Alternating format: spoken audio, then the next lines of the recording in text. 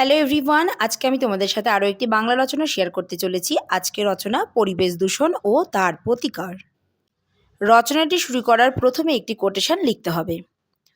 এই নদী এই মাটি বড় প্রিয় ছিল, এই মেঘ এই রৌদ্র কি বাতাসের উপভোগ, আমরা অনেক দূরে সরে গেছি, কে কোথায় আছি।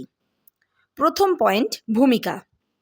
গাছপালা, পশুপাখি, কীটপতঙ্গ, শব্দ, উত্তাপ, বায়ু, মাটি এবং সর্বোপরি মানুষের তৈরি ঘর বাড়ি, রাস্তাঘাট সব মিলেই পরিবেশ। এই পরিবেশেই আমাদের জন্মদাত্রী, আমাদের ধাত্রী। প্রাকৃতিক পরিবেশকে কাজে লাগিয়ে মানুষ তার সকল প্রয়োজন মিটিয়েছে, কিন্তু সভ্যতার অগ্রগতির ফলে কিছু স্বার্থলোভী মানুষ প্রাকৃতিককে দূষিত করে তুলছে। দ্বিতীয় পয়েন্ট, পরিবেশ দূষণ। পরিবেশ যখন নেতিবাচক কারণে প্রভাবিত হয় এবং ক্ষতিগ্রস্ত হয়, তখনই তাকে পরিবেশ দূষণ বলে। পরিবেশ দূষণের মূল কারণ হল মানুষ ও তার লোভ, স্বার্থ ও বুদ্ধিহীনতা, যার ফলে প্রতিনিয়ত সে ধ্বংস করে চলেছে পৃথিবীর ভারসাম্য ও শৃঙ্খলা। পরিবেশ দূষণকে বিভিন্ন শ্রেণীতে বিভক্ত করা হয়: বায়ু দূষণ, জল দূষণ, মৃত্তিকা দূষণ, শব্দ দূষণ এবং মনস্তাত্ত্বিক দূষণ। নেক্সট পয়েন্ট, জলদূষণ। বর্তমানে জলদূষণ একটি ভয়ঙ্কর সমস্যা। কলকারখানার দূষিত বর্জ্য পদার্থ দ্বারা, কৃষিজাত দ্রব্য, গৃহস্থালির আবর্জনার দ্বারা জল দূষিত হচ্ছে।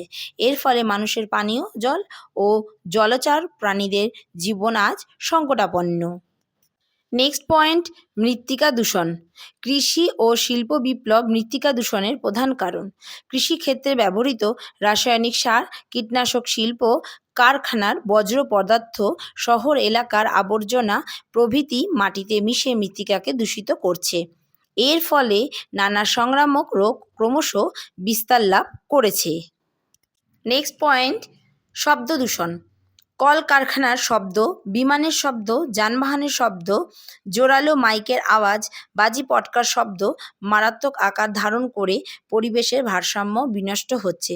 এর ফলে মানুষের শ্রবণশক্তি ক্রমশ হ্রাস পাচ্ছে। নেক্সট পয়েন্ট, বায়ু দূষণ। অবিচারে বৃক্ষছেদন, বনভূমিতে আগুন জ্বালানো, কলকারখানার বিষাক্ত ধোঁয়া, যানবাহনের পরিত্যক্ত গ্যাস, পারমাণবিক ক্ষেপণাস্ত্রের দূষিত পদার্থ বায়ুতে মিশে ক্রমাগত বায়ুকে দূষিত করে চলেছে। মানুষ গরমের থেকে রক্ষা পেতে যথেচ্ছভাবে এসি, ফ্রিজ ব্যবহার করছে, কিন্তু এতে CO2, CFC ইত্যাদির মতো বিষাক্ত গ্যাস পরিবেশে মিশে বায়ুকে দূষিত করে তুলেছে। পরের পয়েন্ট, মনস্তাত্ত্বিক দূষণ। মনস্তাত্ত্বিক দূষণ এক প্রকার জাতীয় দূষণ। সামাজিক অপসংস্কৃতি, বেকারত্ব, কুরুচিকর সিনেমা, পত্রিকা, পুস্তক প্রভৃতি যুবক যুবতীদের নৈতিক অধঃপতন ঘটাচ্ছে। এর ফলে সমাজে অপরাধ প্রবণতা ক্রমশ বাড়ছে। পরের পয়েন্ট, পরিবেশ দূষণ ও তার প্রতিকার। পরিবেশ দূষণ ও তার প্রতিকারের জন্য সর্বপ্রথম প্রয়োজন দূষণের কারণগুলিকে চিহ্নিত করে প্রতিকারে সচেষ্ট হওয়া। জলদূষণ, মৃত্তিকা দূষণ রোধ করার জন্য সরকারি আইন কঠোরভাবে বলবৎ করতে হবে। তাই স্লোগান তুলুন, প্লাস্টিককে না বলুন, পৃথিবীকে হ্যাঁ বলুন।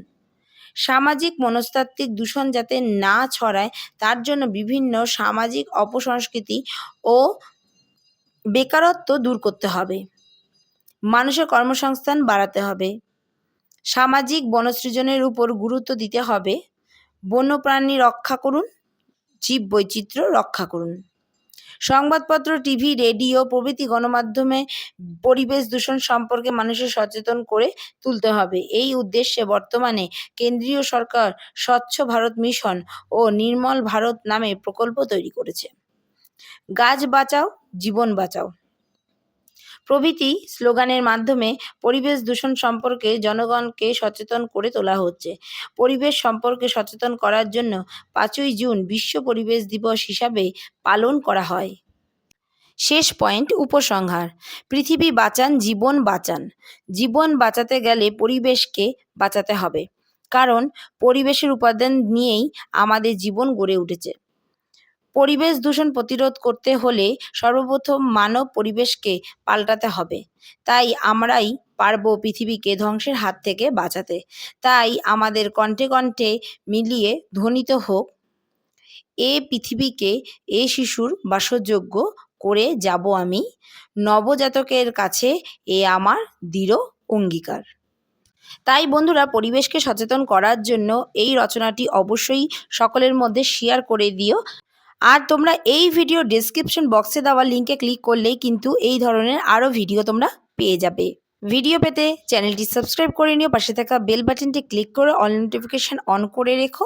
কমেন্ট সেকশনে আমাকে জানিও কোন কোন রচনাগুলি পেলে তোমাদের হেল্পফুল হবে, আর সেই সব রচনাগুলির কিন্তু আপডেট আমি তোমাদের কাছে দিতে থাকবো।